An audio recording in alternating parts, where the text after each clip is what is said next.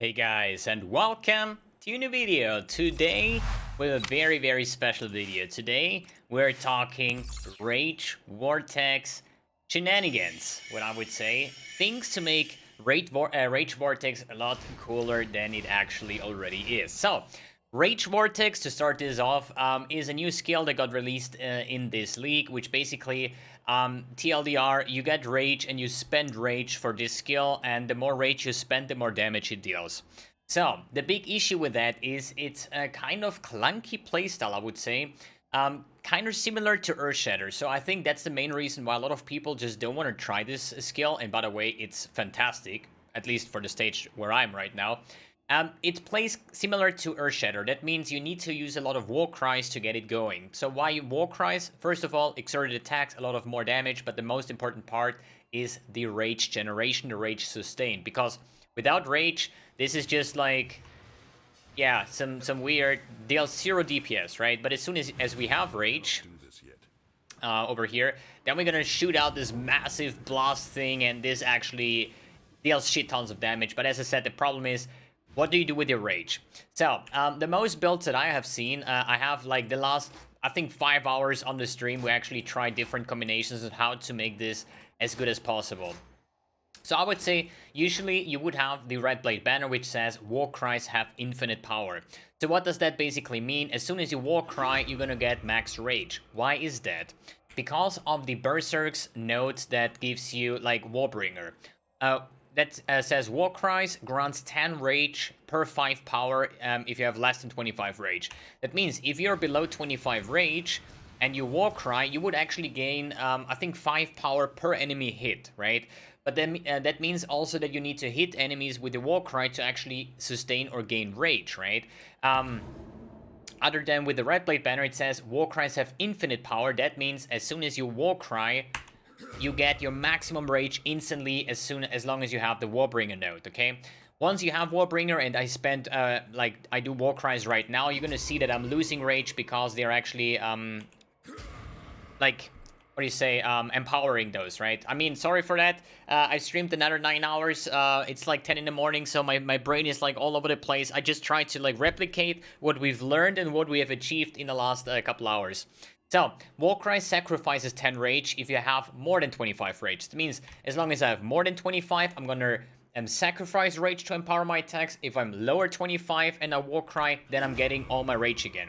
So, it's not about this rage spending, it's more about this rage generating, so I can actually use those like massive whirling things here, right? As soon as I'm getting like to a lower stage, then I need to like Warcry again, and then I can continue doing that, right? And with the different Warcries that we have, Enduring Cry, Intimidating Cry, and Rallying Cry, what I use here, you basically just juggle your war cries. You want to have as many up as possible, so your attacks exerted, and then you just keep on doing that, and this is basically the way that you do play this build. But I think, is there a way to kind of automate this system? Because I'm like not the biggest fan of like running around and pressing like war cries, shooting 2 times, then more war cries, then probably on cooldown more war cries, so shit, I cannot use attacks, you know? This is like probably the main reason why people don't want to try this build. So there are multiple ways to achieve that. First of all, if you don't want to play with a red blade banner, there is a way with the Chains of Emancipation and the Rat Blood Promise with the temp chains in there. This has been used by Earthshatter builds once Earthshatter was a thing, and I think these items came out. I think Captain Lance also used this kind of version on the Val Lightning Strike that was very popular last league with the Hate Forge. It was a similar kind of thing. So what this combination is doing, the belt says, when you lose temp chains, you gain maximum rage, and you're immune to curses if you have at least 25 rage. That means that, as it says over here, if I'm lower 25 and I lose temp chains, then I gain maximum rage instantly. So how can we do that without rolling every map with like temp chains? We get the Rot Blood Promise, and it says, curse auras from Socrates skills also affect you. That means if I put on temp chains now, I have a temp chains on myself. And this with the belt means if I now lose temp chains, means I deactivate the aura right here, I'm getting full rage. So that would be a playstyle that you just like shoot your rages, you activate, deactivate your temp chains, and you can continue because other than war cries, we can just like deactivate this aura all the time and get our rage back, which is also a way to do it. And people will now say, why don't you use it on auto move? This has been fixed. So if I hold down my button here, it will just activate it. It will not like swap between activate, deactivate, and so on. Like the way I have Blood Rage over here, every time it's ready, it will use it, right? So that has been fixed.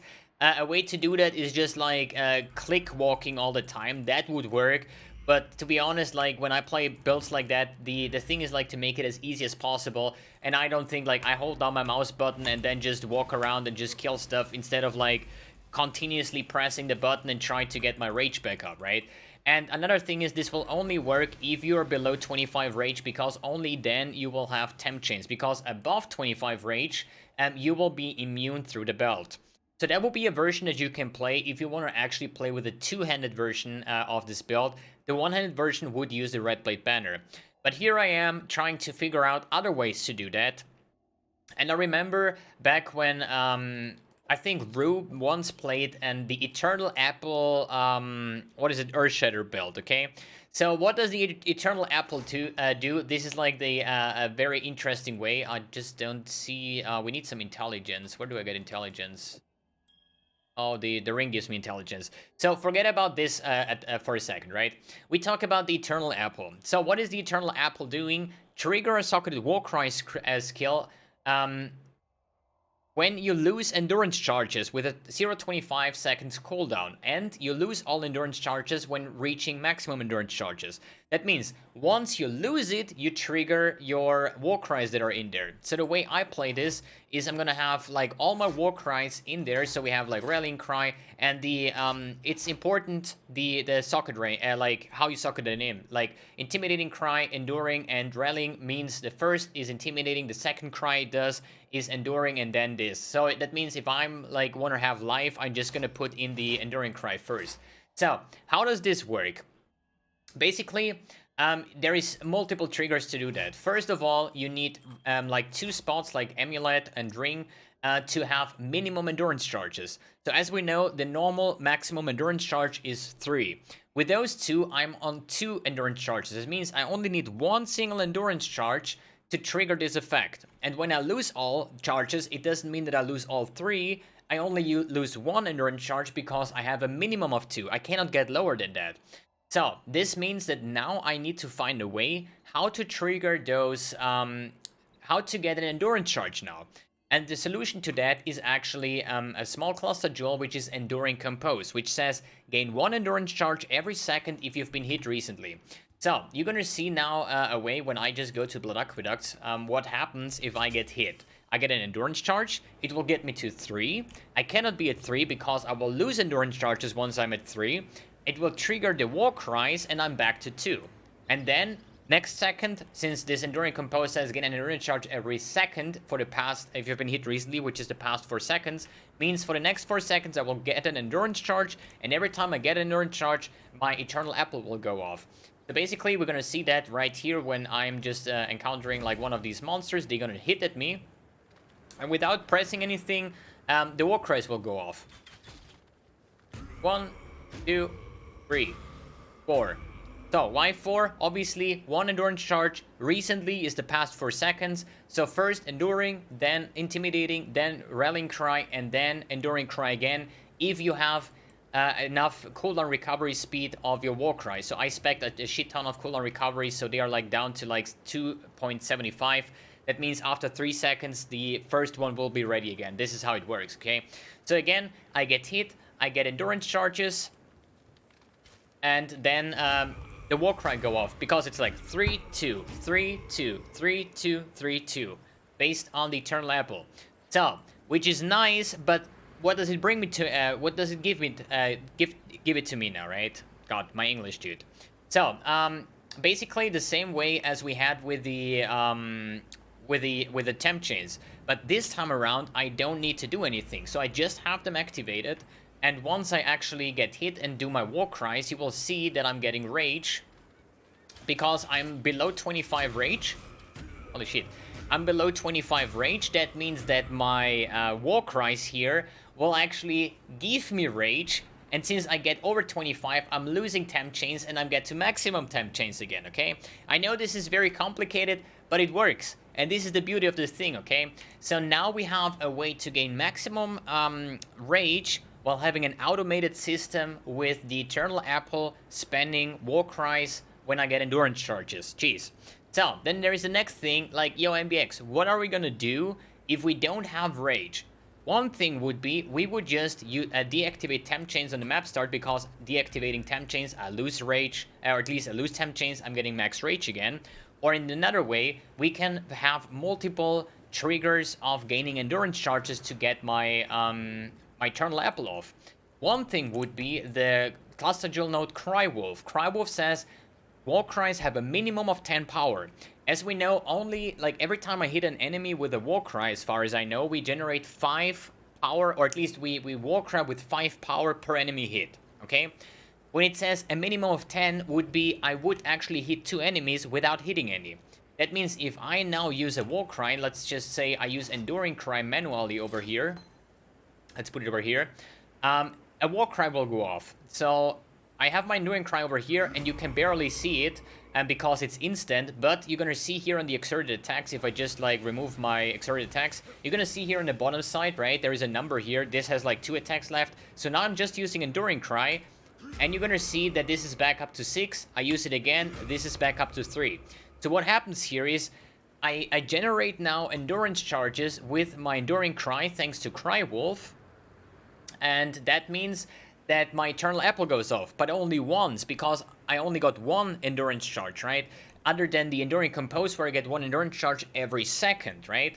So that basically means I have to, like, manually use my Enduring Cries to get all the triggers of the Eternal Apple, which is also a way to make it work, especially if you don't have any rage in the start.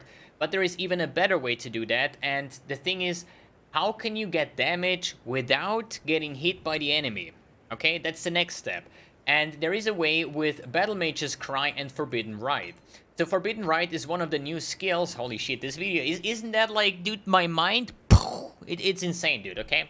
Okay, so Battle Mage's Cry is a new war cry that actually uses a spell on your next attack. And this could be Forbidden Rite. Why Forbidden Rite? Because it's the only thing that actually counts as a hit, because it deals damage. It's not like Sacrifice, like Dark Pact or something. It deals damage to you. For example, if I just use this one over here, let me get my Enduring Cry, where is it, back into my Eternal Apple. So what happens if I now self-cast the Forbidden Rite? I will get damage, okay? The damage that I get will trigger the Enduring Compose. The Enduring Compose will generate endurance charges, and the endurance charges will then trigger my 4 war cries, because they have enough cooldown recovery. Let's test this. I use this. 1, 2, 3, 4. That means that Forbidden Rite is able, the same way as a Skull Spurtle would be, but I'm gonna talk about that in a second, that we actually get damage without hitting something. That means I could prepare for a boss, for example, before, let's say I have no rage. Let me actually get the Rage Vortex over here, so we can just actually spam some of those. Rage Vortex. So, we lost every rage now, right? So there is a new boss coming up. Sauron's Lost Face. Shit, I have 2 seconds left. What could I do? I could use 1 Forbidden Rite, and I'm actually getting big rage up, and then I can actually just... Basically, you can actually time it. So your battle cries, lose rage, gain rage, lose rage, lose rage. So it actually, you need to check, like, how much rage do you need? So the last war cry is actually getting you up. So this was actually close. Basically, it would be 30 rage. 30 rage, so like somewhere 50, that might be. 1, 2, 3, and the next one gives me full. So you need 50 rage in that regard to gain your maximum if you cast Forbidden Rite. I know this is, you know, it's, I mean, in the end, I could just use Red Blade Banner, and before the boss, I can just war cry, and that's about it, right? But I want to make it as simple as possible to get this, to make this all automated, right? So, with the new, Battle Mage's Cry, I have the option to use that with Forbidden Rite. And that basically means, if we get this one back up, that means now my 3 war cries are still in my Eternal Apple, but I have 1 war cry on self-use. And this basically will be the Battle Mage's Cry. So I have Battle Mage's Cry now linked to Forbidden Rite, so I use that. Now I can basically attack the enemy. Let me actually put this one over, where is it? this one, and here we have our rage. So now we have for the next 6 attacks, every time I hit a monster, I will get Forbidden Rite casted, and you're gonna see without getting hit by the monster. Wait, I need rage, so deactivate the temp chains. So now basically the cry, now we actually attack, the Forbidden Rite goes off, and this triggers the chain reaction with getting all my attacks empowered. As you see, 5 stacks over here, 6 stacks over here, 3 stacks over here, and the Enduring Cry as well for the endurance charges. But this is a problem here because Forbidden Rite for me deals shit tons of damage. I have only 16 Chaos Res, and you saw in the self-cast how much damage this is actually doing if I cast it myself. I lose like 40% life, and that's why you should actually try to get Enduring Cry as the first War Cry, so it actually reaches you back up, but there is still an internal cooldown, so it can be that your Rage Vortex in, your Forbidden Rite goes off maybe 1 or 2 times based on the internal cooldown, and before your Enduring Cry goes off, you could possibly die. So I say this is not a good way to do. It works, but it's not good. The same way with Skull's Birdle, or another thing, Storm Secret Ring with the Shackles of the Wretched with another curse. So basically that means you have a temp chains with like curse on hit or hex touch support, and then flammability. So you would override your temp chains more or less, that you're gonna self curse, and that will replace the temp chains for a moment, and then you would get full rage again. But the problem is you don't want to spend many items to make this possible, because every glove slot is wasted if I have to use an item like Skull's Birdle, which is removes my helm for life resistance and other things, and the helmet chance for example. And the Shackles of the Wretched will be the same thing kinda, because it's a dead slot, right? And the next thing is how I'm gonna trigger Herald of Thunder if I play a melee build with Brutality support, for example, right? I need to shock an enemy to let it go off. So that's not a good solution either. But then we found another solution to this entire problem, and this is a new flask called the Elixir of Unbroken Circle. What that basically does is the same way as the Enduring Compose, which now says gain 1 endurance charge per second during flask effect. So what I do here is basically I use this flask, I get an endurance charge, I lose the endurance charges through my Eternal Apple, I get all the war cries, and we good. And now we just use Instilling Orbs, use when full charges, so every time I have full charges, it will go off and it will trigger this effect. And I think this is like based on like how Brain AFK you want to play this build, especially now with the Overflowing Chalice, so all the other flasks get more charges. I think this is the best way to actually play this this build in this regard, right? We're still gonna keep our temp chains, because remember, once we get below 24 rage, we're gonna get cursed. As soon as we war cry, then we're gonna get rage, we're gonna lose everything, and we're gonna get the maximum rage back up, right? Should actually work. Good. So how was the last setup, since I swapped around so many things now? I think Pride was still over here, so let's get Pride. So I'm just gonna run one map now, so you actually see how this one looks like once it's fully set up. And I want to use this video just as a thing to just show how beautiful PoE is sometimes when you can min-max things like that to make things automated. And maybe it's a way that you guys want to use those kind of things for your own builds. If you want to say like, yo, this is actually 5-head, I want to use, or make it even better than I did. But we tried out almost everything. I'm pretty sure I didn't mention all the things that I had, because now, for example, the we have temp chains, so we could just use a remove curse and use flask. This does not work, okay? If it's an aura that you have temp chains on, this does not work, so you cannot remove it, so you cannot trigger this effect. But I think we have all everything set up. So basically, we have no rage. So either we use the flask to gain our rage, or I just deactivate the auras. Then basically blood rage, and then we can just jump around and just use our beautiful rage vortex. It deals shit tons of damage. It's a lot of fun to play. I haven't even died on this build a single time, as far as I know, not even while testing. But this way, we just have a beautiful way of automating everything, and you see my flask is going up. So now we have actually 3 ways of proccing my rage. So one is, if I get hit, I will proc my endurance charges. If my flask goes off, I will proc endurance charges. And on top of that, if I deactivate my aura now, like on the start of the map when I don't want to use a flask if no monster is nearby, I can also get to maximum rage. And I think this way, now without spamming war cries, all my attacks are empowered. I have like my rage vortex like fully stacked up. It's like doing insane damage. As I said, all the exerted things are off. We have endurance charges, frenzy charge. We just have everything. This is like a lot of fun to play. It's fast, and this is the current state of the build. But I do also want to mention that I think the Red Blade banner version might actually be still the best way, because you have a way better control over your character. For example, on Cyrus, you know, you just want to Warcry in the start because of your Warcry nodes over here, that you gain actually rage, maximum rage through the Warblade, through the banner, through the shield basically. And before Cyrus starts, you just Warcry once and you're gonna have maximum rage, and then you're just gonna blast his ass. And I think if you want to min-max this build, I think the manual use of all the war cries together with a very well set up, like another belt, another ring and stuff like that, might even be better. But this version, just as a beauty as itself, with all the automated things, so just the only thing we'll use is Leap Slam and Rage Vortex, and the rest is like pretty much automated. I think this was like worth to show, and yeah, it was a lot of brain farting going on here. I hope you still guys enjoyed the video, and yeah guys, thanks for tuning in, thanks for watching, and see you in the next video.